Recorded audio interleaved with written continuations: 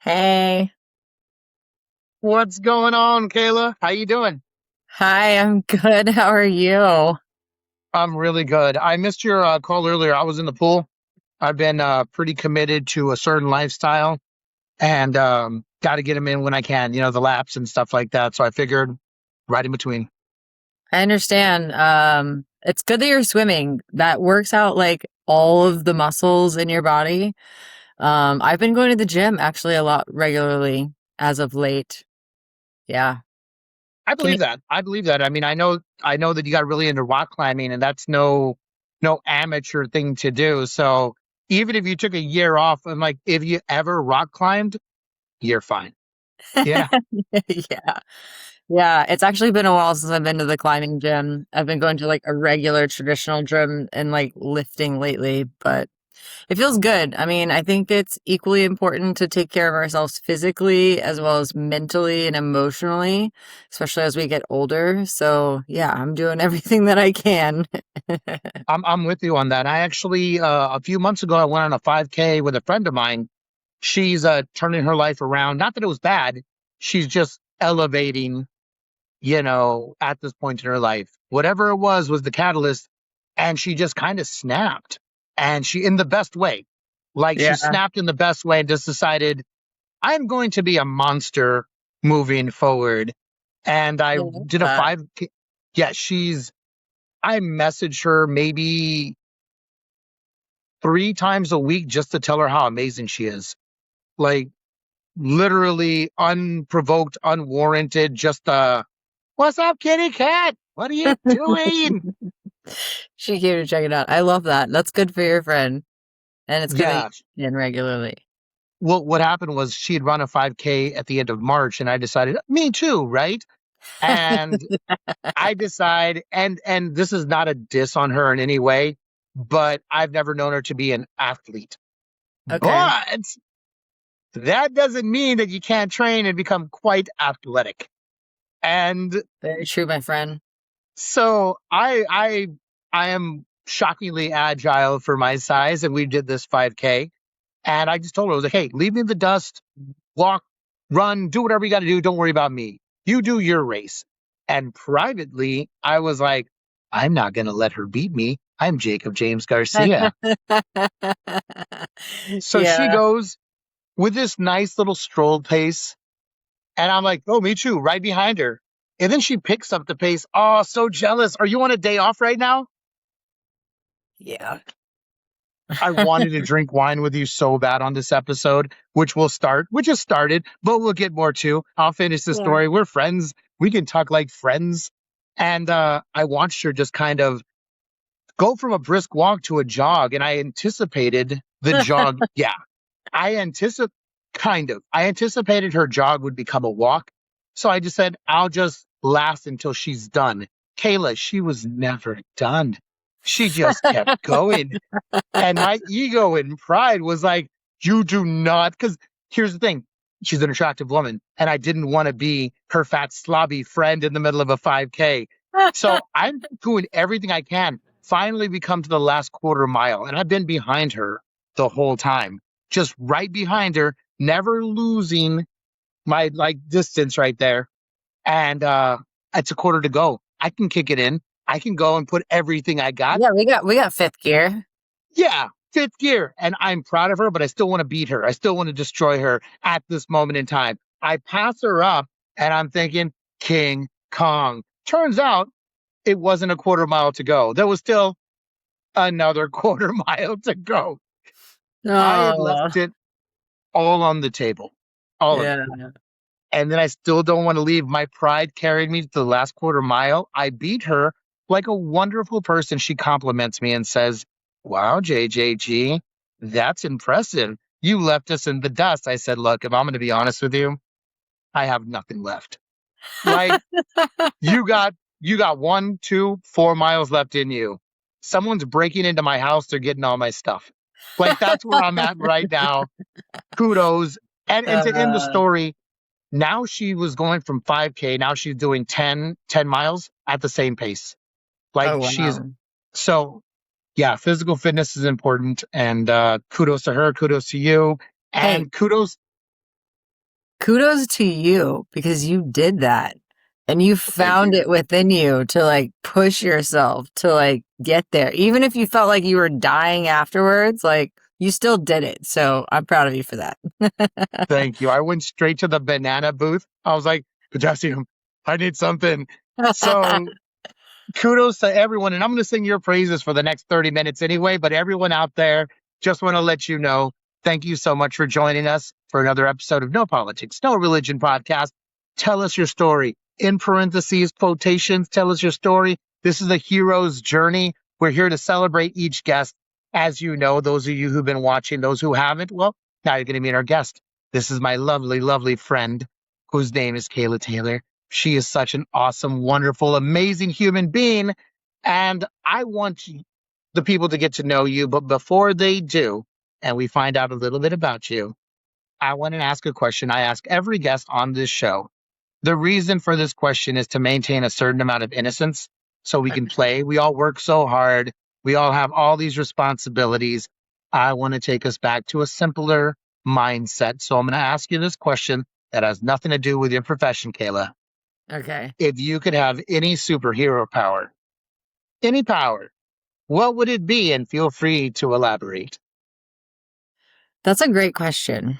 And I feel like we've all thought about this before. And I feel like maybe the answer changes over time. But someone asked me this recently, and I thought about, oh, is it flying? Sure, that'd be really cool. But like, what good would that do for other people besides me? Invisibility, reading people's minds, all those things would be cool. But this is what I think I've landed on recently. And it would be the ability to heal not only people, but plants and animals. Like, I want to do good for others.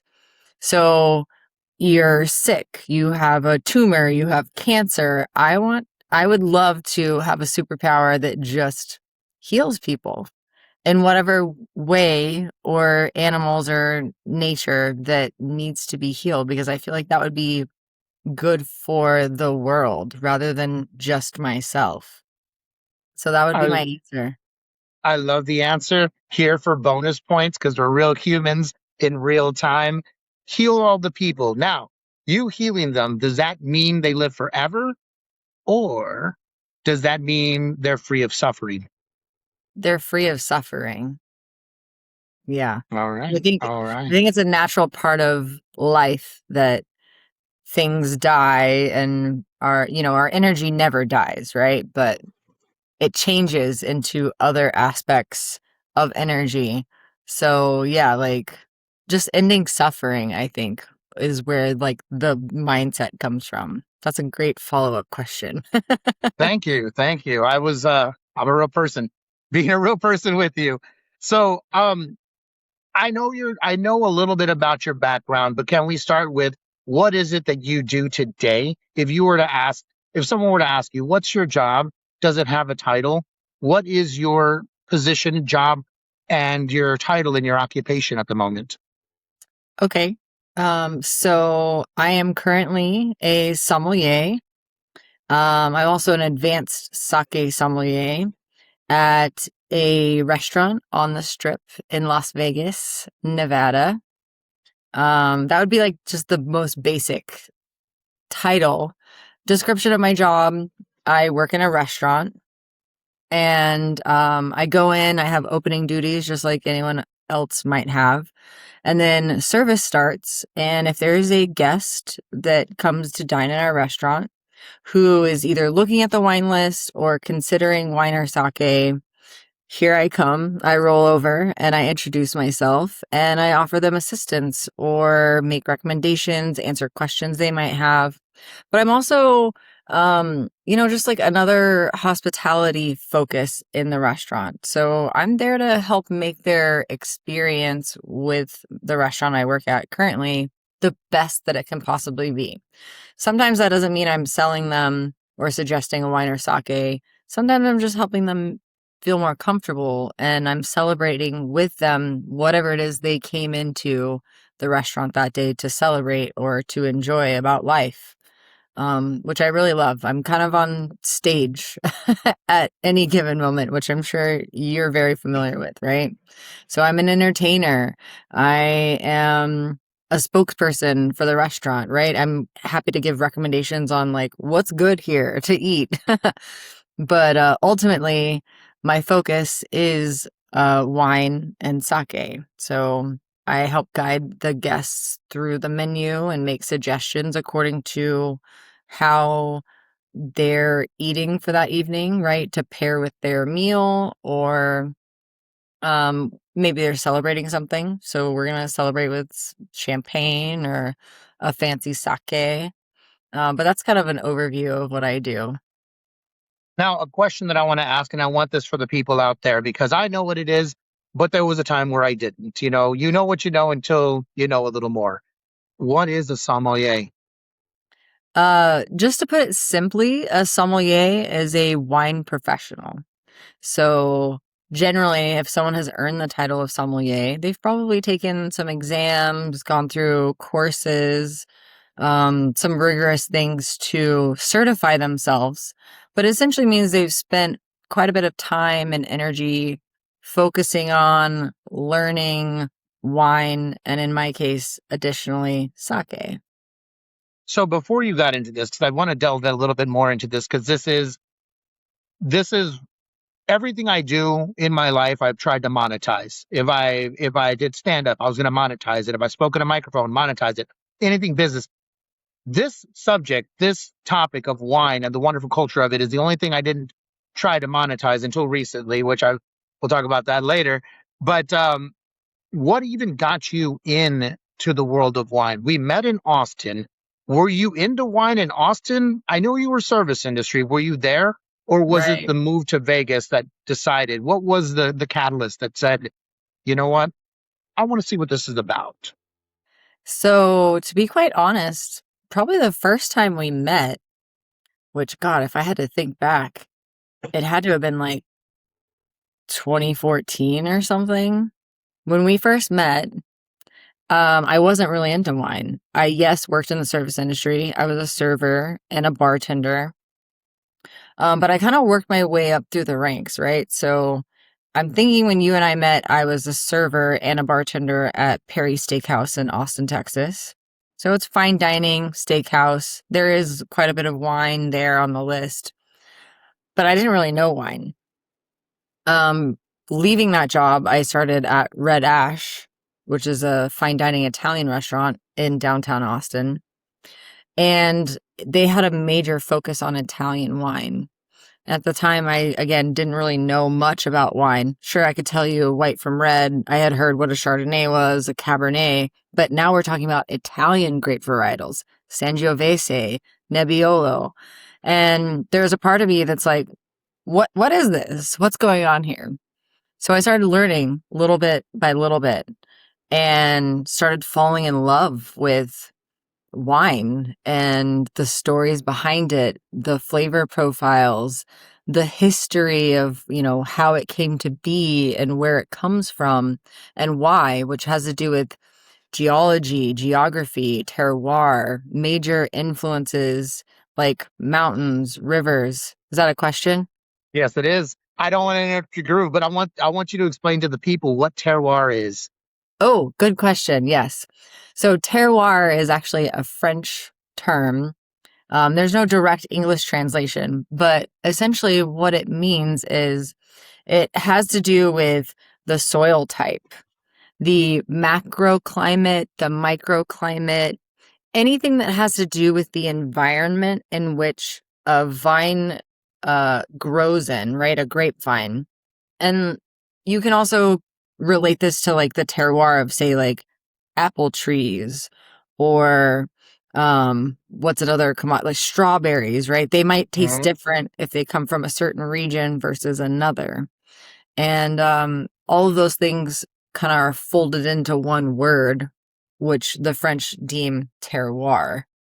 So Um, leave it to the French to blend a word. yeah, it means a lot of Oh, things. you froze. No, And it's if we okay. were to I'll dive a talk little it. bit deeper into it, Ah, there you are. even if you have a specific terroir, the winemaker in the winery, when they're making the wine, can actually influence the way that the wine tastes just as much as the terroir does. So everything take with a grain of salt. Um, but yeah, oversimplifying it, it has to do with the environment in which the grapevines grow, which, wine is made from grapes, and that has a lot to do with it. But all that to say, like, this fascinated me, right? And there's so much to know about the world of wine, so much so that I realized you barely scratch the surface, and you realize there's even more to know. But around this time that I was discovering wine, I also discovered that sommelier is a title that exists and a position within the restaurant that exists. And that if one pursued more knowledge in wine, they could become a sommelier.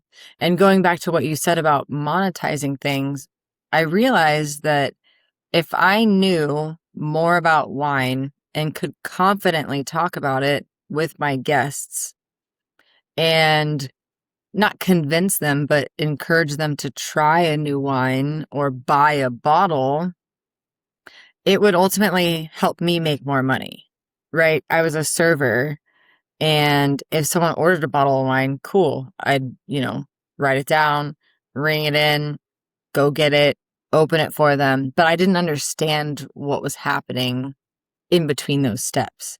However, once I started learning more about wine, I realized, oh, I can sell this wine. I can sell this higher price point wine, making their check average higher, and therefore the tip, the money in my pocket higher.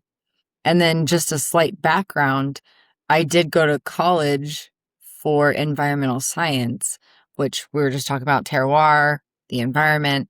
It does all tie together. So it was like a little light bulb went off for me. Like, oh my gosh, I can use my experience working in the restaurant industry and my background in environmental science and this newfound love of wine and all that that entails to help propel myself to something bigger and greater than what I had been doing at that time. So that's kind of like in a nutshell how it all started, really. No, I love that. And I've been following your journey online, and we message each other periodically. I'm like, hey, I had this thing. And I mean, we got to hang out last year. It was last year Yeah, we got to hang out for a little bit. And I that was still have fun your catching up. sunglasses. What's that? I still have your sunglasses that you accidentally left at my apartment. Well, I plan on going back relatively soon. And I'll tell you a little bit more later, but I'm much more remote now. So before, if I went somewhere, I was losing work time. Hmm. Now I can work from anywhere. I love And it. oh, Kayla, me too. It is just like this. My phone works everywhere. I can do that, and I won't feel like, ugh, I'm 4 days behind. Now I can be like, hey, I can meet up with you at 5 and then be in my hotel room and do this whole thing. So we'll have plenty of time to catch up, and I'll retrieve those sunglasses, or you can put them on eBay. And my expensive sunglasses, which I'm sure cost Yeah, $12. yeah, yeah. Um, so, what was the first time that, and I love hearing this as your friend, because when we catch up, it's more about like, ha, ho, hey, we're not sitting there interviewing each other like, Kayla, tell me about work. We're not doing that. We're enjoying food and drink. We're having fun and telling stories about the time we did this, that, ate this. So, I'm getting to hear this for the first time too. And it's exciting because I've been watching end results. I got the certification. I went to this place. I ate this food. So now I'm getting to know the process because I myself, we love how the wine is made, but I also like how the person comes together. And Hmm. right now I'm hearing how you're pairing with wine, how you pair with service industry. And this is exciting for me. So do you remember? Because I know I remember my first time, and I'll talk about it after you. But was there a time that, yes, you were service industry, you saw how it could benefit you, you saw that there was a structure and a title to go with it. But do you remember the first time you enjoyed a wine experience? Like an experience. whether whatever it was for you. What was the first time you're like, I enjoy this? What was up with that? Ooh, that's a great question. The first thing that comes to mind is a really good friend of mine. Her name is Tracy White. She hosted a game night and she invited me over. And, my job as a good guest would be to bring something, right? That's what I was always taught. So I wanted to bring a bottle of wine, right? I had just started learning about wine, Italian wine, and like that's like was a big part of my focus. So she made like not carne asada, but like she made tacos for us. And she told me that yes, she likes wine, but she only likes Pinot Noir. Okay. Hmm. And I was like, well, I bet I can change her mind about that. So I brought a bottle of Barbera over Mm-hmm. to her apartment, Mm-hmm. which is an Italian grape varietal. Go figure. That's what I'm learning about. And it was something that it was like the first Italian wine that I really like felt connected to. I love the way it tastes. It's depending on where it comes from, it's slightly lighter bodied. It doesn't have super high tannins, but it has some like richer, darker fruit notes to it. And I For the just people, really quick, explain what a tannin is. We'll get back to it, but you're the actual expert. A tannin no, would be. yes, tannin is only found in red wine, and it's just to put it simply, is like a sort of bitterness that you feel in the back of your throat and in your tongue. Like if you were to eat dark chocolate or drink like black tea, um, that I'm sorry, has, Kayla. My internet went off and on. I uh-huh, don't know if I froze for you, and I don't want to rob the people just in case, because right now everything just shut off. And I was like, okay, heard. so I am so sorry to reset this, but tannins are what again? Tannins are a thing that comes from red wine only, not white wine, from the grape skin specifically. But the best way to relate it is if you're drinking like a black tea or coffee or you eat like dark chocolate, it's that sort of like bitterness that you feel in the back of your tongue. And depending on what red wine you're drinking, it might have more tannins or it might have less tannins. And generally, the average wine drinker who isn't really experienced probably is more open to drinking a lower tannin red wine. And Barbera, to me, is a lower tannin red wine, depending on the region it comes from. So, Okay. yeah, just to continue that, I brought over a Yeah. bottle of Barbera and shared it with her and her husband, and it was a hit. She absolutely loved it. And when people ask me like what was the grape varietal or the wine that really did it for me and sent me on this journey, it would be that, a Barbera. And it was that moment, like at her place, eating tacos, we're playing Jenga and just enjoying life together. And it occurred to me that because I knew just enough about this and was able to share that with her, that maybe this is something I should continue because it felt really good. And I mean, part of my love language is, quality time and sharing experiences with those that I love. And like all that just kind of wrapped into one. And I just thought to myself, I should continue down this path because it feels really good and I enjoy it. And so do those around me. So that's kind of where it all began, that moment, drinking wine with her. I love that. I agree. As with wine, wine has complemented my way of living so much. Like when I think about what I like doing with people, it's sharing moments and feasting and eating and drinking.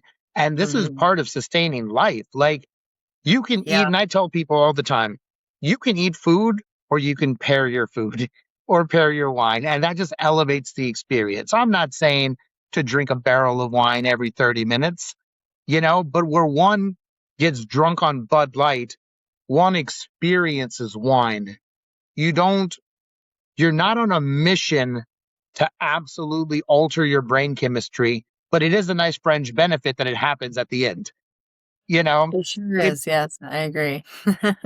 it's a nice gradual build because if vibes are good, you're rocking and rolling. Why not elevate the evening as it goes on and say, you know what? We've been laughing for 30 minutes, guys. And it's just like, ooh, that's the way to live. Like with me, I have two same trip, but when I got turned on to wine, I was overseas and I was in Australia, and they were so interested in my experience. The fact that they had an interest in what I was experiencing, that alone was like, oh wow, you really seem to care about what I'm tasting. Like, and they were into it. They were like, what are you smelling? Mhm. What do you think? And I was Yeah. like, oh. So, and I said this when I was the first time I went to do stand up at a winery. I referred to wine as a scavenger hunt for the senses. I love that. And Yeah. oh, thank you. And that's what I like. And this thing's fully functional. Like this nose is not just aesthetically pleasing. Like it likes that thing. It's like, what is this? Where's that? And then the wine people just kept on winery after winery. My first time out, three different wineries. I had like 21 different tastings. I got white girl sorority wasted. Oh, yeah, you did. Yeah, I did. And then sometime later, this beautiful Brit, while in Australia, got me a glass of GSM. And Hmm. I didn't know what that was, but she said, "Can I get you a glass of wine?" And I said, "Yeah, of course." And she goes, "What would you like?" I didn't know what to say. I just Yeah. said, I'll have what you're having." And she's like, "Okay, I'm having this." And one of the things I like about wine is it allows you to time travel, not in the Yeah. traditional sense of just how old's that wine, where's it been, but it connects you to a moment that you're having. Like when I have a GSM now, I go back to 2019 Yeah. and I'm also in the present at the same time. Like, oh my goodness, remember that? Remember when this lovely Brit said I was a reverse catfish because I looked better in person than I did in my profile picture? That was like that was the coolest thing. And then now I have a GSM. I will never not think of that again. Yeah. I love And that. so you're over there, you're doing your thing, you're experiencing wine. You have that moment with your friend, Miss White. Is that what you said it was? Yeah, Tracy White. There we go. So Tracy, and she was married with her husband, so it's Mrs. White. There we go. So I was listening. Look at me go. So you were there. You had the whole wine experience. Then Oh, you what? broke up. Yeah. I don't know It what froze. side it's on. All right, can you hear me though? There we go. Can you see my hands moving?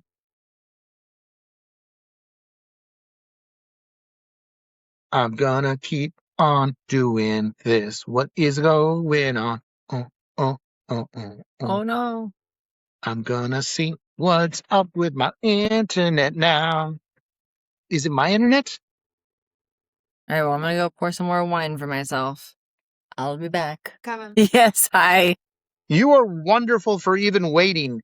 Um, I'm at my house. I have no idea why that happened. I like ran around the house and apparently we're still recording. So uh, I was so upset because you were saying all the right golden things. And I was like, this is good. And then I was like, if I lose this, and I was going to have a fit. Super Karen to the max. So excited. So everyone, if the editing's not perfect, you blame me.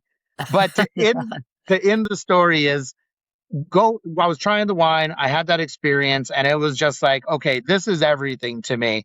This is the way I want to spend my free time is with, like you said, your love language around people who appreciate moments. Wine provides moments. You don't rush through things. It allows you to be mindful because you actually discuss what you're tasting. You don't have to do it every time, but you're Sure. like, what's your senses? And people think it's just I'm drinking it. This is not, when people do this, it's not to be bougie. They're looking for something. Yeah, They're trying to form a relationship with this plant and this fruit that was once alive and growing, and it had its time where the sun set, the sunrise, they do this. It's a hello, how are you? And the more you go down that bottle of wine, it's like any other friend, exactly. You learn more about them. It's just like the progression of the evening. You get a little less Mhm. inhibited as the night goes on, but the wine does too. The wine also I says, agree. hey, I didn't tell you about that time, but when I was a little vine in the spring of 2003, it was a little wet outside. I got a little rained on. You're like, oh, tell me more, little wine. Speaking of tell me more, what are you drinking? Um, I am actually drinking right now a Riesling. It is a Oh, Chateau Saint Michelle, kind of off dry Riesling from Washington. Just something a little easy going, something I had in my cellar, one of my fun wines, if you will. Um, as in, I don't know if you can see, but right here in the background, that is my 80 bottle wine cellar. Yep. And mostly what's in it is what we call testable wines, right? Because I'm currently studying for another certification. And part of that is blind tasting wines. So for someone who doesn't know what that means, I examine a wine, right? I look at its color, I smell it, and then I taste it. And because I've trained my palate and have a lot of theory knowledge, if I'm doing it well, I can tell you the grape varietal. So like Chardonnay, Riesling, Cabernet Sauvignon. I can tell you the region that it comes from. So like say France or California, Napa. And then I can pretty accurately guess the vintage or the year that the grapes were harvested. So in the Court of Master Sommeliers, who I'm certified through, it is a range. It's 1 to 3 years, 3 to 5 years, five or more. And once you've trained your palate to do this, you can get quite good at getting at least really close to getting those things correct.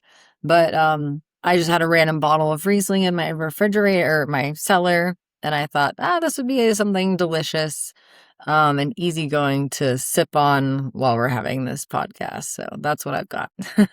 what determines for you? This is a you question. The people can do what they want. What, how do you decide what you're drinking? How do you decide? Like, yeah.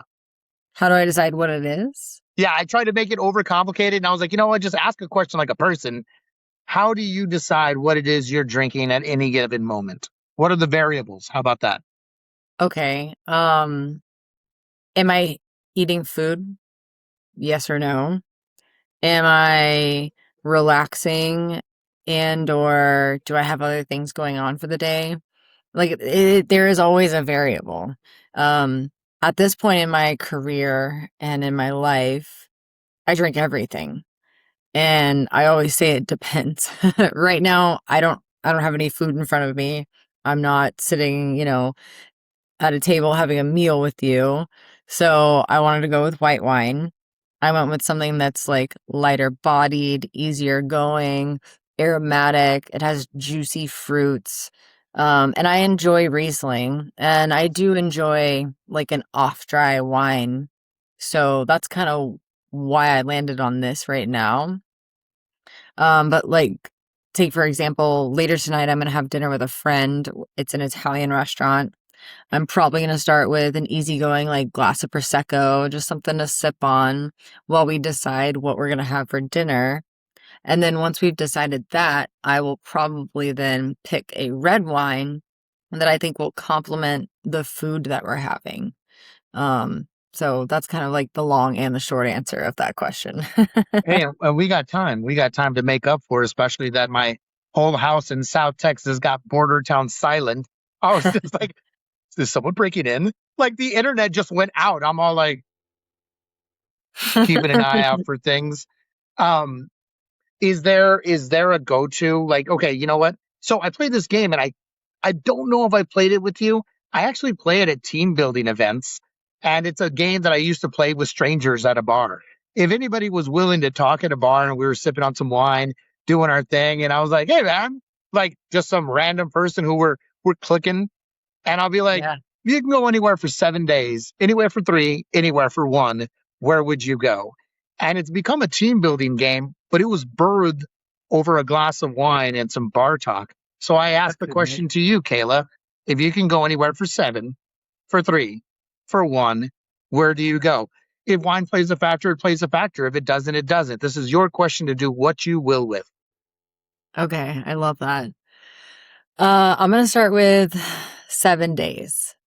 If I could go anywhere for 7 days, right now, my obsession is Italy. I'm actually planning a trip to Italy next year with Miss Tracy White, who I mentioned earlier. We're gonna go to northern Italy, go figure, where um, Barbera comes from in Piedmont. And I want to like just kind of tootle around northern Italy. Granted, we're going to spend like 2 weeks there, but I'm modifying this to fit your question. Okay. No, no, no. Hey, it's your question. Thank you. Um, so yeah, that's always been a goal of mine. In fact, if I could just side rail this story, Italy was always going to be my first international travel because I haven't traveled internationally in like 20 years. But then I fell in love with sake, and I went to Japan earlier this year for 2 weeks. And I never thought Japan would be on my bucket list. Like it truly wasn't. But because I love sake so much and I love learning about it and discovering it and tasting it, I went to Japan for 2 weeks and I took the advanced sake course after taking the certified course and had an absolute blast. I would love to go back to Japan, but I kind of feel like there's like many other regions in the world that maybe I should visit first before I go back again. So we'll see. But yeah, to get back to, okay, 3 days. I love being immersed in wine country. So I've spent a lot of time in Napa, Sonoma, Paso Robles, Oregon, Santa Barbara. I actually haven't been to where this wine comes from, Washington.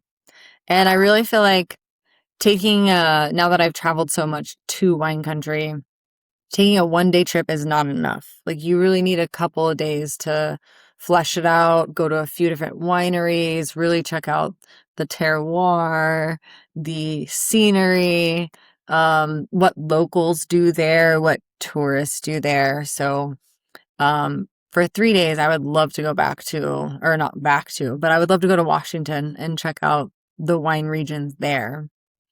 And if I only had 1 day to take a trip, um, I'm gonna say home.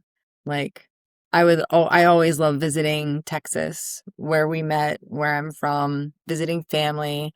And let me tell you, I can pack a lot into 1 day. I wasn't, excuse me. I asked this question at an event for teachers, and I'm not going to go into the whole story because it is a whole story. But the leader or the director of that function, her answer was home for the number one also. Really? Yep. Okay. All right. And it was a very specific, when she said home, she meant her house. So you're the second person. And it was a very endearing, I'll tell you some other time, but it was a very endearing reason. It was like, bring a tear to your eye in a good way, in a Uh-huh. good way. And I was like, this is the most I've ever been moved by my silly little question. Um, so when you said Japan never having been on your list, but now you find out, I don't have a bucket list myself, but I do realize I want to do as much as possible. And Same. there are things I want to do. You know what your version of Japan was for me? What? Spain. Really? Okay. Yeah. Spain. I Everywhere I've been, there's always been an expectation. When you go to London, you want to hear British accents, hear people say the word fish and chips. You want to hear tea and crumpets. And when you catch it, it's like, I heard someone say it. Someone actually said fish and chips. Yeah. And it's a big victory for a tourist. Australia, they were what I expected, and they lived up to it, and it didn't fall short. It was like, oh my goodness, no, no, no, no. Australia, Canada, they were as polite as can be. Mhm. Positive stereotype, poutine blew my mind. It was simple, but it was good, and I was like, okay. But Spain, I could list the other places I've been. but I'm going to Spain. Spain, I had zero expectations. I grew up in a border town in South Texas where my era was, I'm making up a number, but let's just say it was 98% Mexican down here. So Yeah. what little I heard of Spain was F those guys because of the whole Spanish came to Mexico and blah, blah, blah. But with that mindset, that could be F those guys to any culture anywhere because that's how history has worked. So I had heard that growing up, and it wasn't a big point of contention. It was the few times I heard Spain where, oh, they don't like us. We don't like them. That Yeah. was my only association with Spain.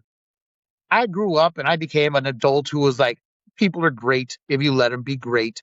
There's a few bad apples everywhere, but for the most part, I had seen people are quick to hug, to embrace, to share. I always tell people, like, if someone were to go to your hometown, wouldn't you want to say, come to Franklin's Barbecue? Wouldn't you want to say, come to Monte Carlo Cafe in Donna, Texas? You would show them your favorite places because you Right. want to represent your land. Everywhere else is like that too. Just don't go down the dark, wrong alley. Yeah. Don't don't hang out with the guy with like death in his eyes. Avoid that guy. Everyone else. So I went to Spain not knowing what Spain was. I get there, just what Spain? Is that what you are? They couldn't have been nicer. It couldn't have been more lovely. The architecture was amazing. And yes, of course, Kayla, on this particular episode of the podcast, the wine was fantastic. Oh, I bet. I love Spanish wine for sure. And they made sure that they were so proud, just like the Italians, just like anybody, I suppose, who represents a culture and a history, a rich history, no pun intended with the wine. But we had our fair share. We had our fill. We went to a place that my friend Robin Perkins called up her and her at the time fiance. Now they're both married. Says, "Hey, there's this place in Spain. We're in the Basque region." And Okay. she goes, there's this place we went to last year and we would love to take you. So she calls them up and says, hey, me and my fiance were there last year. We'd love to come back. Do you have a tasting menu? The guy on the phone says, I'm so sorry, we don't. But, we are open. And then she goes, oh man, I just really wanted to show off your restaurant. We were there. I got friends from Scotland. We're from the UK. I got a friend from Texas. The guy on the phone says, you know what? We'll figure it out. Okay. We get to this restaurant. We have a reservation at 2:30. In this area, they don't call the Spanish on little parts tapas. Tapas is like a small little portion. In this particular area, they're called pinchos. Okay. Same concept, but the different name. So the wonderful lady shows up and brings us a round of pinchos. And all my friends are like, ooh, look at me. Oh, look at us with our pinchos in Spain, with the Basque region. But then she serves us a round of wine. And all of us except for one were kind of like, oh no, this is going to be out of our price range. Like we are screwed.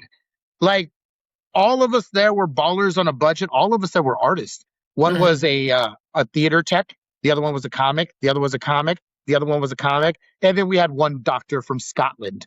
She didn't Okay. care what she didn't care what it cost. She's like, this is delicious. All of us were like, if they serve us a second glass of wine, we're eating ramen noodle from the store at McDonald's for the next week. So she gives us the round of wine and the tapa or the pincho. We finish it up. She brings us another one, but she brings us a second wine, and all of us are like, "Well, let's not worry about this. It is what it is. Yep. They're We're gonna making enjoy it. we're gonna enjoy it. They're making a tasting menu for us. We didn't want a pairing, but it looks like we're paying for a pairing." So the third thing comes around, same thing, different glass, different food. And we're like, we're here, we're in it. That's fine, whatever. The fourth thing comes around, and this is one of my favorite parts. The waitress comes up to us and she announces, and I'm not going to try to do a Spanish accent because I'm unable to do it. A Mexican one, stereotypical, sure, I could probably do that. A Spanish accent, I don't have that in my repertoire. But she brings it over and says, I noticed that you guys enjoyed the second one the most. So I'm topping you guys off with the second one, Ooh. whatever it was called. But from the distance, she was Kayla. she was paying attention to our expressions. She was watching us enjoy, and her wherewithal said, as a whole, they seem to really be getting down with glass of wine number two. I love that. So I figured you would. And then she brings us the fourth, and we're like, you know what? Actually, I do love this. This is amazing. So we're all sitting there, and most of us are all people of appreciate. Well, we all are people of appreciation. A few of us were more into wine than the others. Sure. So we're there. And oh, me and Dr. Anna, who's next to me from Scotland, we're both really into wine. So we're sitting next to each other, and we're like, oh, oh, and we're just going back and forth, and we're just having it. We have the same glass, but we're just like, oh, but did you smell? Oh, but don't you know? Oh, this sip. And then so we go on. Fifth thing comes out. Sixth thing, seventh, eighth. Now we're on nine. Now we're on nine. Nine pinchos, nine tastings of wine. The Wow. glasses were getting more and more full. The 10th thing comes out. Kayla, we got there at 2:30. It is now 7:15 in the PM. Wow. We are doing Spain like Spaniards intended. We didn't even go to work that day. There was no siesta time. We were getting hammered. Yeah. We're we're laughing, we're joking, we're having a good time. The giant chef comes out from his little nook, starts rubbing my shoulders, and he's talking to the group. He walks away, puts his hand on my back, his giant Andre the Giant hand, walks away, just touches it the whole way as he's like, oh, one of these, one of these. And I've always been a very touchable person. People touch me since birth. And my friend was like, people really do touch you. And he's like, yeah. He goes and talks, he goes and talks to my friend. Turns out the chef, it's his restaurant. The waitress, his wife, her restaurant. We're being served by the two most important people in that building. I But love they made us feel like we were the most important people. that. Oh It man. was JJG VIP to the max. And this is a different country, so I don't care. I'm going to share this last part. He comes up to us and goes, so do you want illegal or legal? I said, I'll have the illegal, please. Immediately. I'm like, whatever you're talking about. I don't know if I'm about to try crack for the first time, but I'm in Spain. Let's do it. And he brings over some unmarked wines that his friends had made and Oh, described them all. It's like, this is what this one is. This is what this one is. This is what that one is. And he told us the order that he recommended we should take it in. And okay. we did. And it was a heavenly experience. And all of us at the end were like, every meal after this is going to taste like dog food. Yeah. Like, we're all downhill from here. And our tab for five of us. And I don't generally talk money publicly, but it's to illustrate what a grand thing we experienced. Five of us. We're there from 2:30 to 7:15. We all got pretty nice and lit. We all had full bellies. We were laughing, joking, hooting and hollering. Our bill was under 335. Oh wow. That's amazing. Yeah. Yeah. I don't know how I got to this story, Kayla. No, I I was like, love it. I love hearing the story because Spain is like also on my list. that's what it was. The list. Yeah. Okay. Yeah. No, that So I helped us. We got back there there. I was like, what was that? What were we talking about? I'm having too much fun. I'm actually going back to Spain in October. Oh wow. Cool. You What? know who I'll be going with? Aaron Cheatham. No way. Cheatham. Wow. Yeah. I love ourselves some diplomat Cheatham. So I'll be landing in London. I already got my ticket. So my ticket's from October 18th through October 29th. Okay, And cool. Good. It's a good I amount of time. yeah, I get there in London and then I fly out to Spain for a wedding and I'm sneaking off to Italy for at least 3 days. Cool. So Good for you, what's man. thanks, Kayla. What's next on the agenda for you? What does somebody who has immersed herself in the world of flavors, where does she go next? Ooh, that's a loaded question because I'm like, do you mean like my next trip that I have planned, or do you mean like what I'm doing in my life, my next goal I have planned?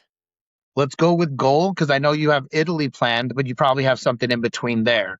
So let's go with satisfying and fulfilling pursuit.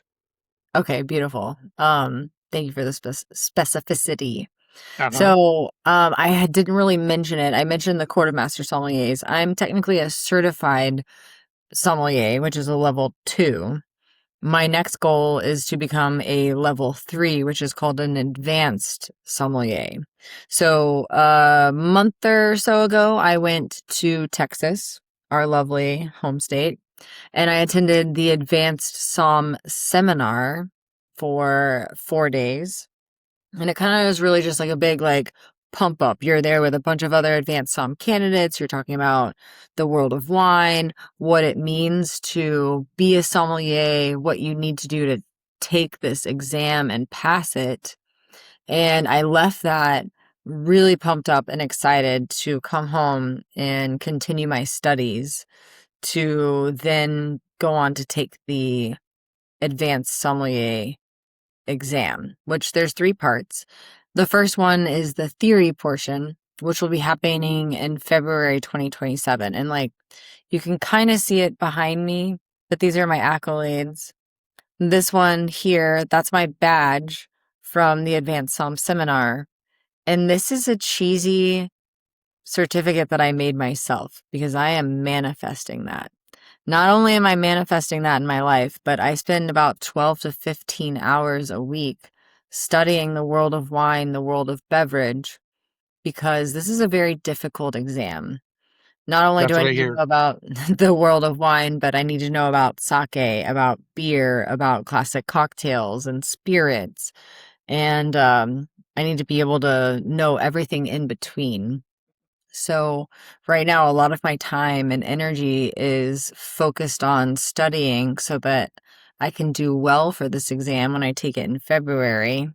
And then once you pass that first portion, then you go on to do a blind tasting portion and then a service portion. And just to give you a slight scope of how difficult this exam is, there's only a 30% pass rate on it. So that means that 70% of the people that sit for this exam do not pass it, or it takes them multiple attempts to pass it. Let me ask you a question out of curiosity. So, I watch stuff on wine. By no means, I'm an enthusiast. You're an expert. I like playing in the field. You help build the field. You're the architect, so to speak. Um, I've seen some videos where there's mixed feelings on blind taste testing. Different sommeliers have come out and said, I don't think it's good because of X. And other people are saying, no, no, it's the truest way and the most pure way because of Y. Does your opinion matter at all when it comes to these testing? Or they're just like, well, this is how it is, you know? So, great question. It's kind of a little bit of both. So, remember when we talked about terroir? Hmm. There's another word that we associate with terroir. It's called typicity. Typicity means that when a certain grape varietal comes from a certain region, it has a certain flavor profile. And that's how you are really able to hone in on how to blind taste and like identify correctly where it comes from, what it is. Now, every person is unique, right? You might taste strawberry where I taste pomegranate or cranberry, but ultimately, it's a lot about self expression and figuring out how you hone in on that typicity, right? Hmm. So there are some that might say, okay, if it comes from this region and is this grape varietal, it has to taste like these things. But if you taste maybe this other thing and this other thing, but you still get to that typicity and that region, that's okay too, right? It doesn't mean you're wrong or that the other person is wrong. It just means that we perceive those flavors in different ways. So the long and the short answer of it is neither camp is wrong, but it's really how you relate to that grape varietal or that region and how you repeat that, right? Um, that's probably like the best way to answer that question, I suppose. No, no, I understood it completely. I hope you guys did too. And so That's your next thing. So you do part one in February, then you do part two, and there's a third part. Did you say there was a third? Yeah, 2 and 3 kind of happen together around July of next year, but you have to pass the first part before you're invited to sit for the second and third parts. What does that do for you? I'm sure it fills you with pride and joy once you pass, but what does that do for you professionally? Professionally, that means that I will be able to say that I'm not only an advanced sake som, but I'm an advanced sommelier. And it kind of opens up more opportunities for me in my career. Maybe I don't want to be a som on the floor. Maybe I want to be a wine director. Maybe I want to start my own consulting business and have that credential behind me. Theoretically, it kind of opens up more possibilities monetarily to earn more because I have proven at least that I have more credentials, more education, if you will. But that's not always the case, right? It kind of just depends on what I want to do with it. What do you, I mean, you can change your answer tomorrow, next week, and next month, but in this moment, right now, you pass that exam, you do one, two, and three, and a month from the day of you passing that exam, what's the ideal position for you to be in? Again, your answer can change, but right now, where are you a month from your successful attempt? So I absolutely love being what we call a floor sommelier, like working the floor. I call it the dance that I do with the guests, the team members that I have, like weaving in and out of tables and really helping the guests have the best experience that they can and wowing them with my knowledge or my service or my expertise, right? And I do my best not to be like a pompous know-it-all kind of sommelier, which happens in this industry. But I like to keep it down to earth and keep it simple. So at this moment, I can't see myself leaving the floor, not at least anytime soon. I would still be a floor sommelier, probably at the same place that I work at now. Um, but as a side note, I do have dreams of like traveling the world more, at least the United States, and yes, international travel.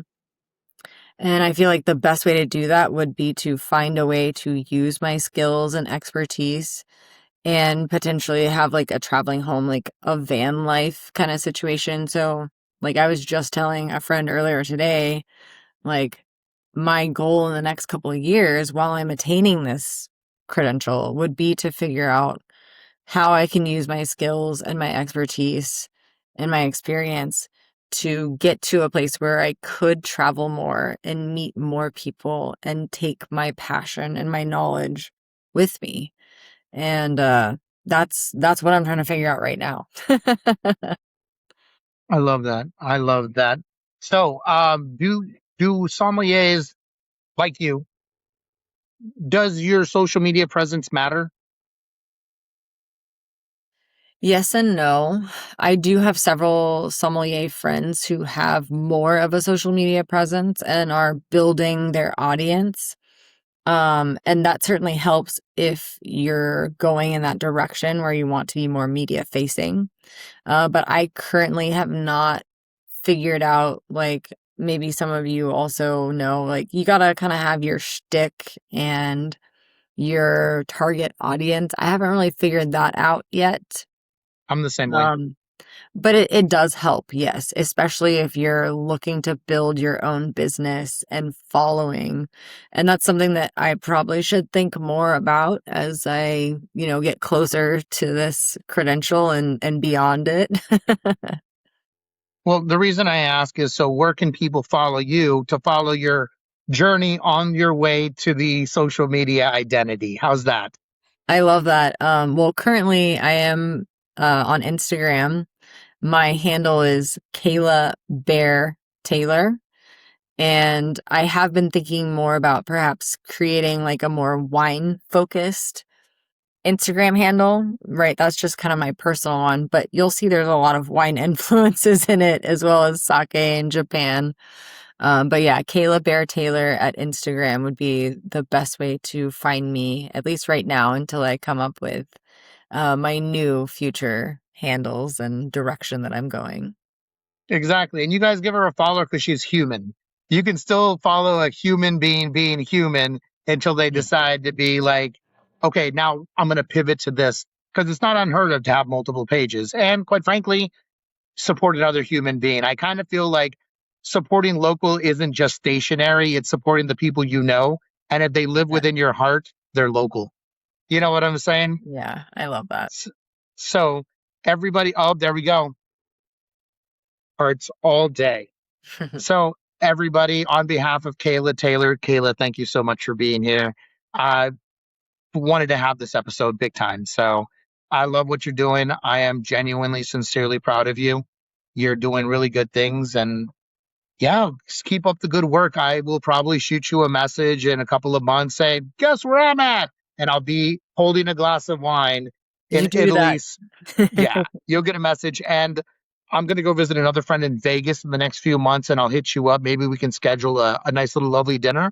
I would love that. And everybody, thank you all so much for supporting us. Please give Taylor a follow. And until next time, everybody out there, keep doing you and keep shining. Talk to y'all later. Thank you, JJG. Love you. Right back at you guys.